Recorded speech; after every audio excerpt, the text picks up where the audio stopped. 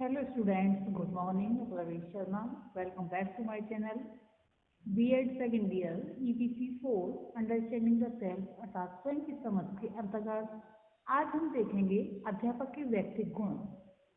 W.X. रायवन ने एक परिभाषा दी है, व्यक्तिगत गुणों के पक्ष में ही है, जो इस प्रकार से है।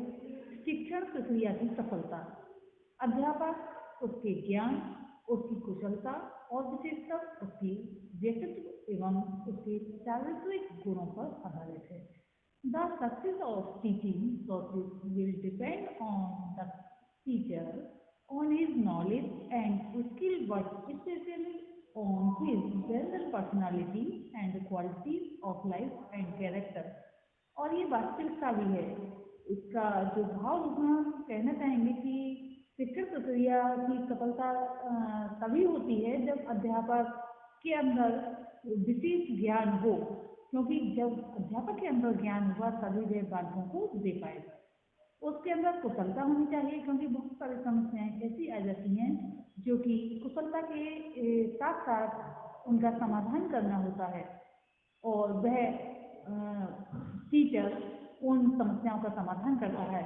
व्यक्तित्व एवं चारित्रिक गुण भी उसके विशेष होने चाहिए, क्योंकि अगर उसका व्यक्तित्व अच्छा है तो समस्याओं का समाधान ठीक प्रकार से कर सकता है, और अगर उसके अंदर चारित्रिक गुण हैं तब वह दूसरों यानी कि जो बच्चे हैं उनके चरित्र को भी उज्जवल बना सकता है।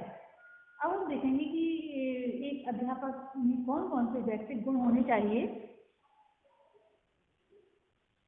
जिसमें सबसे पहला गुण है आकर्षक व्यक्तित्व, अट्रैक्टिव पर्सनालिटी। एक टीचर के व्यक्तित्व के आकर्षक होने से तात्पर्य ये नहीं है कि वह बहुत अधिक सुंदर होना चाहिए, चमक दमक वाले भड़कीले कपड़े पहने होना चाहिए, ऐसा नहीं है। आकर्षक व्यक्तित्व से तात्पर्य है कि अध्यापक की वेशभूषा उचित होनी चाहिए, वह उसके सजने संवरने का ढंग अध्यापक की गरिमा के अनुरूप होना चाहिए।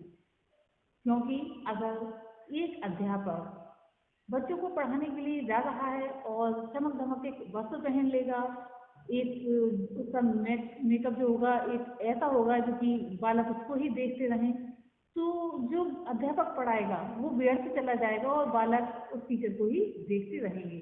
उसे चमकीले व भड़कीले कपड़े कदापि नहीं पहनने चाहिए, ना ही उसे अपनी ओर से इतना लापरवाह हो जाना चाहिए कि वह गंदा प्रतीत हो, ऐसा भी नहीं होना चाहिए। उसे साफ सुथरे कपड़े पहनने चाहिए। नेक्स्ट पॉइंट हम देखेंगे उत्तम स्वास्थ्य, गुड हेल्थ। हम ये जानते हैं कि स्वस्थ शरीर में ही स्वस्थ मस्तिष्क का निवास होता है या वास होता है। इस कारण एक टीचर को अपने स्वास्थ्य के प्रति हमेशा जागरूक रहना चाहिए और अपने स्वास्थ्य पर यथा समय ध्यान देना चाहिए। यदि वह शारीरिक दृष्टि से अस्वस्थ रहेगा तो उसे या फिर उसके अंदर चिड़चिड़ापन व रूखापन आ जाएगा, वह पढ़ाने पर अपने ध्यान को केंद्रित नहीं कर पाएगा। क्योंकि अगर उसे कोई भी बीमारी है, मान लीजिए सिर दर्द रहता है या फिर कोई दूसरी उसके साथ प्रॉब्लम रहती है, तो ना ही तो अध्यापन कार्य ठीक प्रकार से कर पाएगा और ना ही बालक उसकी बातों को समझ पाएंगे। नेक्स्ट पॉइंट में हम देखेंगे प्रेरणास्पद व्यक्तित्व, motivating personality.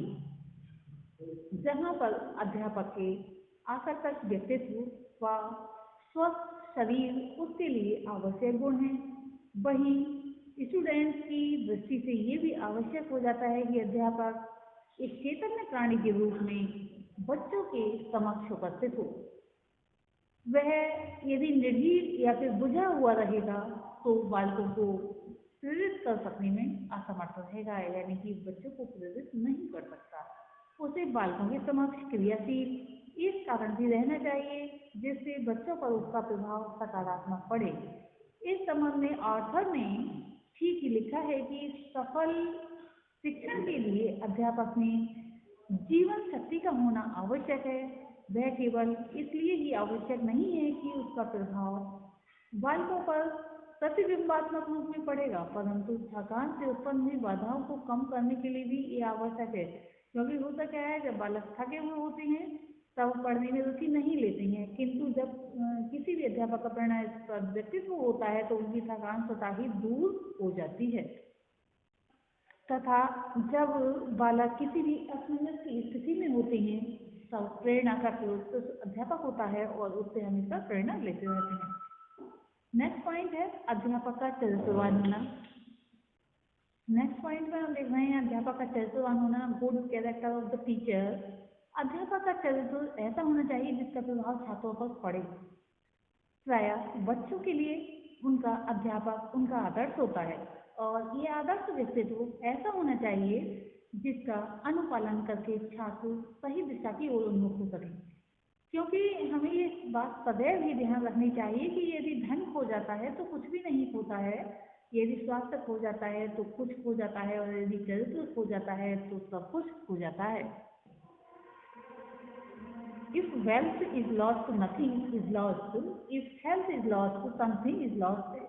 If character is lost, everything is lost.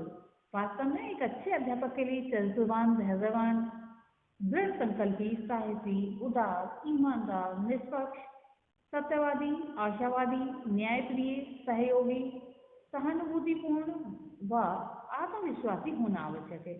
जो यहाँ पॉइंट बताए गए हैं जैसे कि चरित्रवान तो है ही, चरित्र में बहुत सारे गुण समाहित हो जाते हैं। धैर्यवान इसलिए क्योंकि कोई भी परिस्थिति उत्पन्न होने पर एक अध्यापक के अंदर अगर धैर्य नहीं है तो वो खुद ही घबरा जाएगा और उस समस्या का समाधान नहीं कर सकता। दृढ़ संकल्पी, अगर मान लीजिए एक अध्यापक को प्रतिदिन विद्यालय जाना ही है तो जाना ही है, उसे दृढ़ संकल्पी होना चाहिए। ऐसा नहीं कि बच्चे को विद्यालय में आ रहे हैं और सदा घर पर आराम कर रहा है, ऐसा नहीं होना चाहिए। साहसी, उदार होना चाहिए क्योंकि बालक तभी अपनी समस्याएं कह पाते हैं जब एक अध्यापक का जो व्यवहार होता है उदार होता है। ईमानदार होना चाहिए, यानी कि बच्चों के अगर झगड़े आदि हो रहे हैं तो उनका ईमानदारी से समाधान करना चाहिए। ऐसा नहीं हो कि उसके संपर्क का बालक है उसकी साइड ले ली और दूसरे बच्चे को डांट दिया, ऐसा नहीं होना चाहिए। निष्पक्ष, सत्यवादी, यानी कि सत्य बोलने वाला होना चाहिए।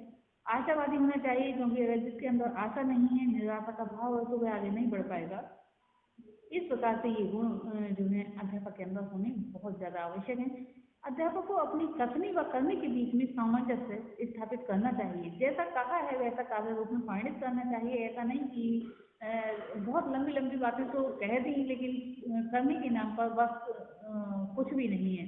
गांधी जी ने एक स्थान पर सही लिखा है कि ऐसे अध्यापक पर अफसोस है जो जुबान से कुछ और पढ़ाता है परंतु उसके दिल में कुछ और रहता है। Why to the teacher who teaches one thing with the lips and carries another in the heart? Next point में हम देखेंगे नेतृत्व की क्षमता होना, एबिलिटी ऑफ लीडरशिप। एक टीचर को नेतृत्व के गुणों से परिपूर्ण होना चाहिए। इसका अर्थ ये कदापि नहीं है कि अध्यापक को राजनीतिक सरपंचों से परिपूरित होना चाहिए। नेतृत्व की क्षमता का आशय है कि अध्यापक में ये क्षमता हो कि वह अपने छात्रों का मार्गदर्शन करके उन्हें सही मार्ग पर चलने हेतु प्रेरित कर सके, उन्हें सही रास्ता बता सके।